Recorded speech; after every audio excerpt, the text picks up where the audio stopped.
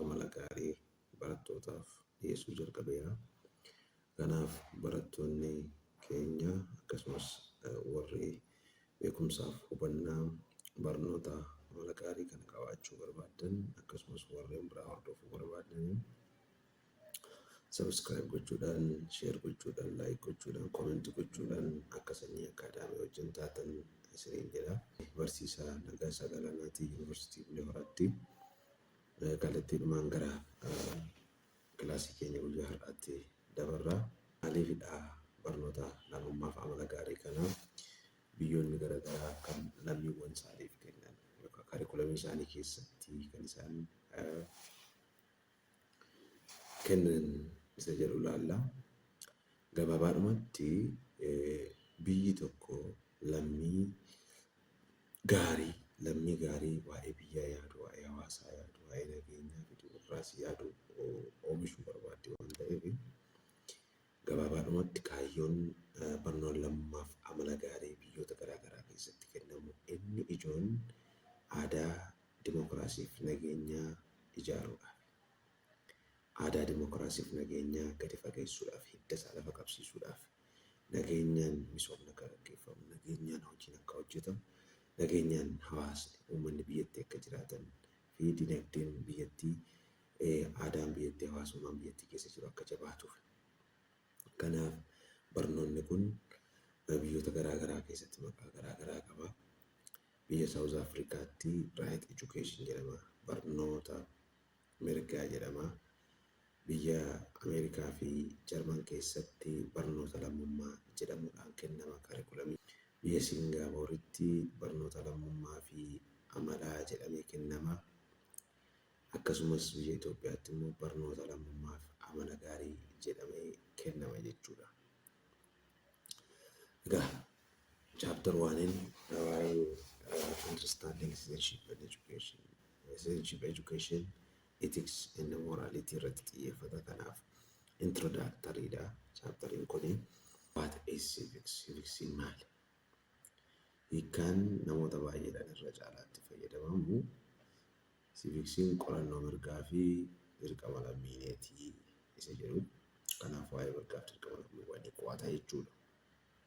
Gama biraatiin barnoonni civicsii akka namtichi Patrick jedhamu bara 1986 barreessetti barnoota civicsii kan inni barnoonni civicsii barnoota waa'ee heeraa, qajeelfama, duudhaa, seenaa akkasumas immoo isaan kana jiruuf jireenya addunyaa har'aa keessatti appilaayi warra godhan lammiiwwan akkasii qabaatan barnoota gargaaruudhaan waan akkasii qabaatan barnoota gargaaruudhaan.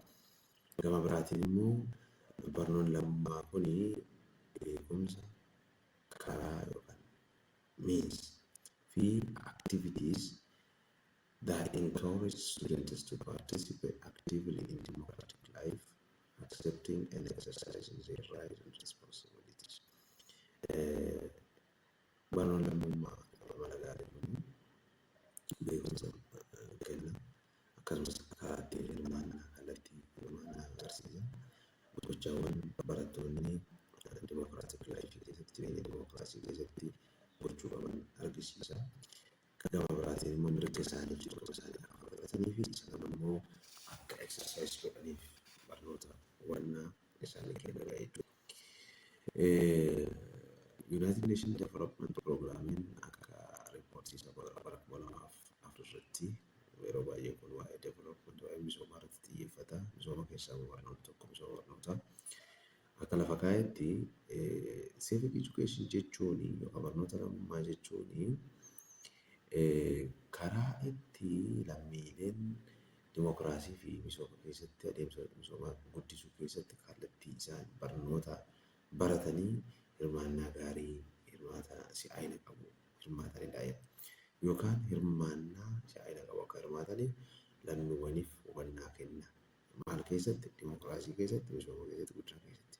Agiraawal namichi jedhamu bara 1982 akka lakkoofsa warra Awurooppaatti civic education gaafa hiika itti laatu definitionii kennuuf civic education miseensa hawaasaa keessatti nam tokko useful akka ta'uuf yookaan hawaasa isaa guddaa akka taphatuu fi nama yaada gahaa maddisiisu, nama mala dhaabbataa qabu, akkasumas behaviyorii gaarii qabuu fi ilaalcha gaarii ta'e maddisiisudha jedhee hiika itti laata.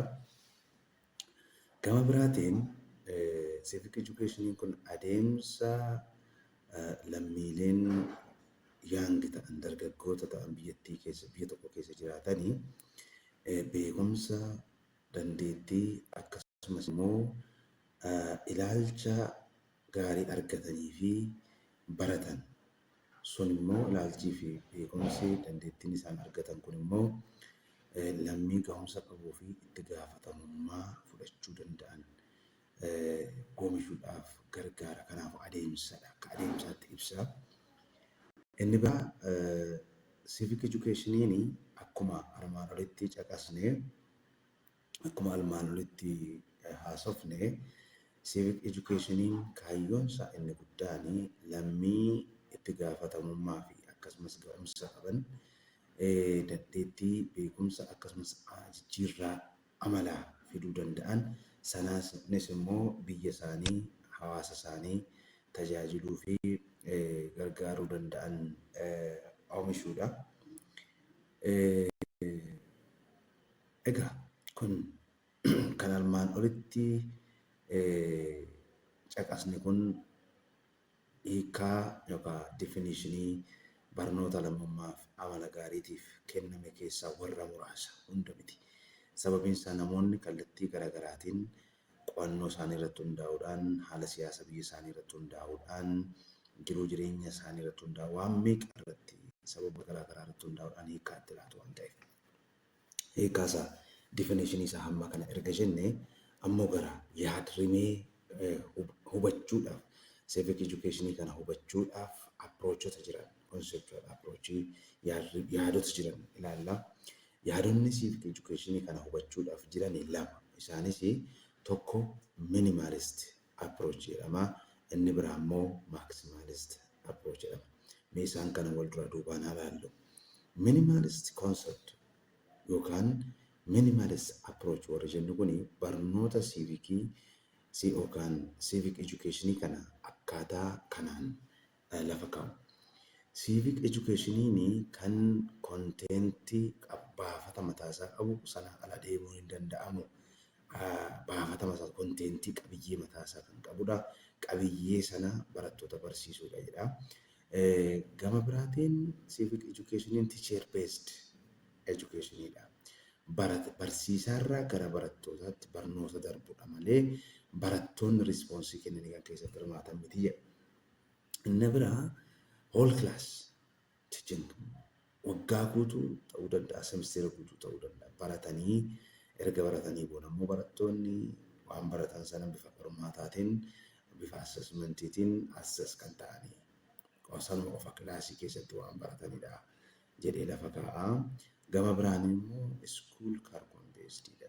Curriculumii mana barnootaa irratti kan hundaa'udha. Inni kunis immoo curriculumii sana malee alaan bahu. Gara alaatti hin bahu. It cannot go outside the school curriculum jedhee lafa kaa'a. Inni kun yaada gabaabaadha, dhiphaadha. Definition conceptiin kun, approachiin kun bal'aa miti, dhiphaadha. Gama biraatiin warri maximalist jedhaman immoo civic education kana akkaataatti isaan lafa kaa'antu jira. Isaan immoo warra minimalistii kanaa ol deemaniiti kan isaan lafa kaa'an. Civic education of keessatti kan inni qabatee jiru kontentii qofa otoo hin taane knowledge of keessatti qaba, beekumsa of keessatti qaba, duudhaawwan hawaasaa qaroomee of keessatti qaba, values, skills, dandeettii qaba. Kana qofaa osoo hin taane kaayyoon isaa barattoonni waan baratan beekumsa argatan irratti hundaa'anii, dandeettii argatan irratti hundaa'anii, vaaliyuu yookaan duudhaa, kaaraakterii argatan irratti hundaa'anii karaa si'aa'ina qabuu fi itti gaafatamummaa qabuun dhimma biyyaa, dhimma hawaasaa, dhimma naannoo, dhimma barumsaa, dhimma garaagaraa keessatti, dhimma addunyaa keessatti karaa isaan itti hirmaatanidha. Isaan qofaa osoo hin taane civic educationii bal'aa fi kaarikulamii irra hin daraba. Appilikeeshiniin isaa kaayyoon isaa karoorri isaa sana hin darba. Kanaafuu kan irratti xiyyeeffatu maali? Interactive teaching. Barsiisaarraa gara barattootaa otoo hin taane barattoonni mataan isaanii hirmaannaa yaada wal jijjiiranii jedhee lafa ka'a. Galatti kilaasiin keenya har'aa kana fakkaata. Kabajamtoota hordoftoota keenya sanyii akaadaamii hordofuu hin dagatinaa, yaada irratti kennuu hin dagatinaa, sabskiraayib gochuu hin dagatinaa. Linkootaniif galatooma. Sagantaa itti aanutti nagaan wal agarraa. Galatooma.